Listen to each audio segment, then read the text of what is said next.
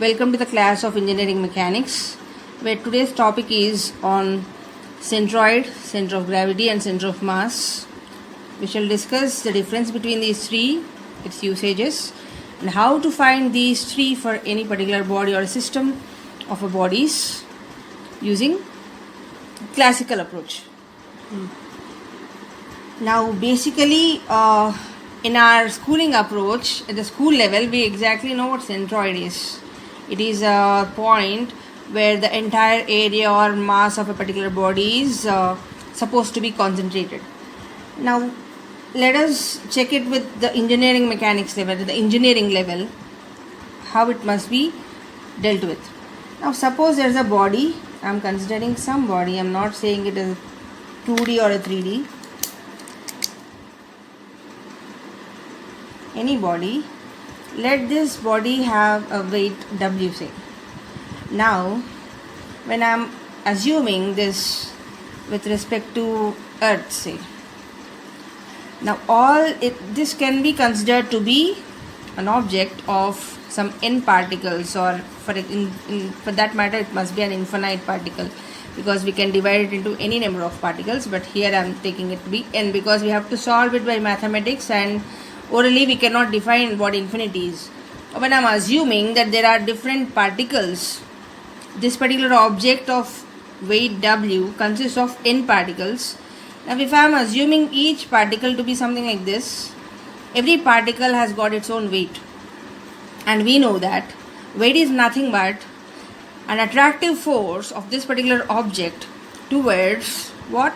Towards the center of Earth. Now the distance between this particular point to this is almost infinity. It is not infinity, but in all other regular practices, all other numbers are much smaller than this particular distance, because this will have the radius of Earth. Radius of Earth plus the height of the object upon Earth. This height is almost negligible compared to the radius of Earth. So here all these particular forces, all these weights of n particles are actually directed towards the center of Earth. So they are all actually merging at this particular point. But we know by the definition of parallel lines, parallel line definition is nothing but two lines which will meet at infinity. So we never say that two lines never meet. Two lines might be meeting, but at some infinity which we cannot consider this, or almost considering this will nullify all other effects. So we call this to be parallel. So here also these particular forces are meeting at infinity. So I am considering this to be different weights or forces acting parallel to each other, because these forces are meeting at infinity. So by the definition of parallel line, I am considering all these forces to be meeting at infinity, and I am considering them to be parallel forces. So let this be the weight force of ith particle, let this be jth particle, and so on. This is the nth particle, this is the first particle, and so on. All these things are weights acting parallel to each other. In actual sense, they are meeting at infinity. Now let us see what a centroid, or what a center of gravity, or what center of mass is, and let us see where they are used exactly.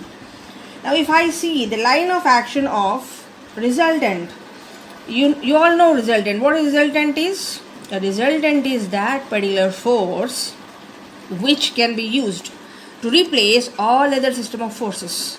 Now how many forces are there? We are considering n particles. So there must be n forces. From each particle there is a weight force acting, right? These are all the n forces.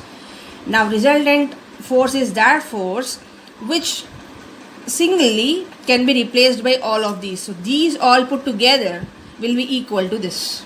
That is what a resultant is, right? Now here the line of action of a resultant and the point where it is assumed to be acting or concentrated is defined as a centroid, or a center of mass, or a center of gravity. Now let us check here. There are too many weight forces. All these forces are assumed to be one particular resultant.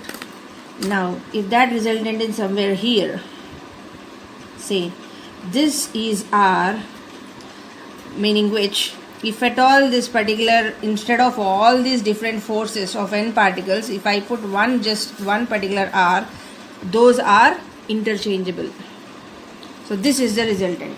So this particular point from where this r is acting and which can replace, or which is the effect of all these other forces, is called, this particular point is called as a centroid, or center of gravity, or center of mass.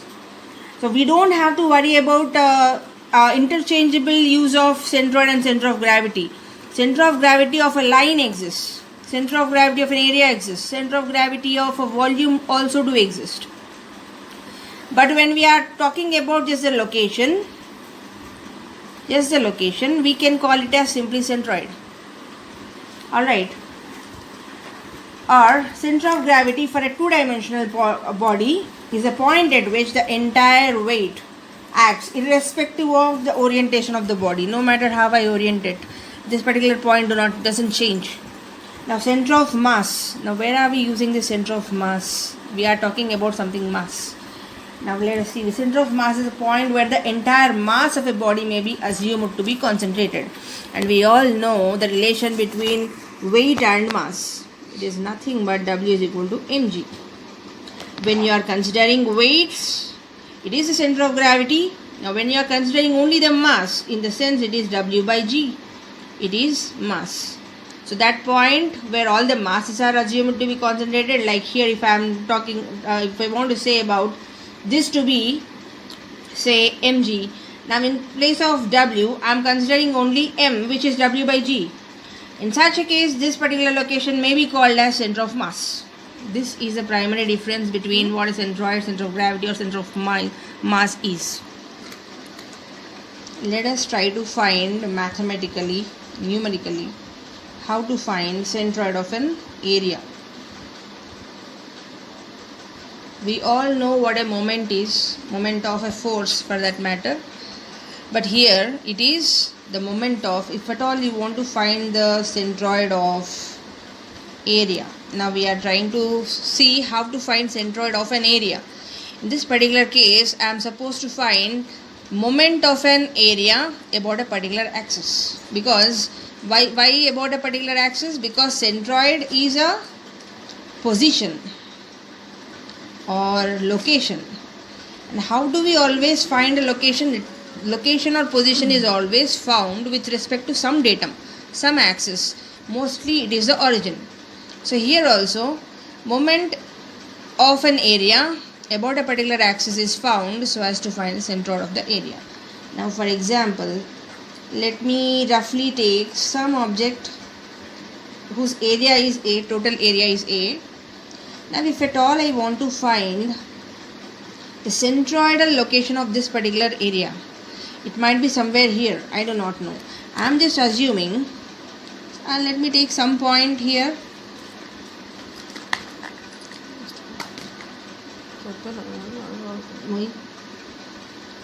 This is X and this is Y. And in infinite points within this area, I have picked one point whose coordinates are X comma Y. Alright, so here I can find the first moment of the entire area with respect to a given axis. In general, if at all I am to find a moment about x-axis, I will be finding it this way, integral, because I don't have this to be a regular figure. This is not a regular geometry, this is an irregular geometry. So this cannot be split into this cannot be segregated or into discrete elements. I have to integrate it taking a particular differential element dA. So for that particular reason I am integrating it. dA multiplied by what? I am taking moment of area about a given axis. About a given axis is this. Moment of area about x-axis will be, what was moment of force? Force into perpendicular distance. So here I am talking about moment of area. It should be area into perpendicular distance. Now if at all I am considering this particular area, which is our dA, let us not worry about this. This is for an example. The moment of this particular dA about x-axis is area dA into perpendicular distance. What is the perpendicular distance of dA from x-axis? It is y. So this is moment of dA about x-axis. Now moment about y-axis will be integral dA into, what is the perpendicular distance of dA with y-axis? It is x. X is perpendicular distance of y-axis. It is this. So this is this. Now the centroid of an area is a point whose distance from an axis multiplied by the total area is equal to the first moment of that area with respect to the given axis. Now what does that mean? I mean to say that in the previous case we told that a resultant is nothing but a particular force, or a resultant is that which can be used as a substitute for the all other things, for all other forces. So here also when I am talking about moment, say my is nothing but integral x dA. Now where comes our resultant? If x, suppose this is the centroid of the entire origin, let this be xc and yc. Xc and yc is the x and y centroidal coordinates of the entire object. This must be equal to xc integral dA, because we know xc is equal to integral x dA by a. This is nothing but my by a. Similarly yc is integral y dA by a. This is mx by a. We know this.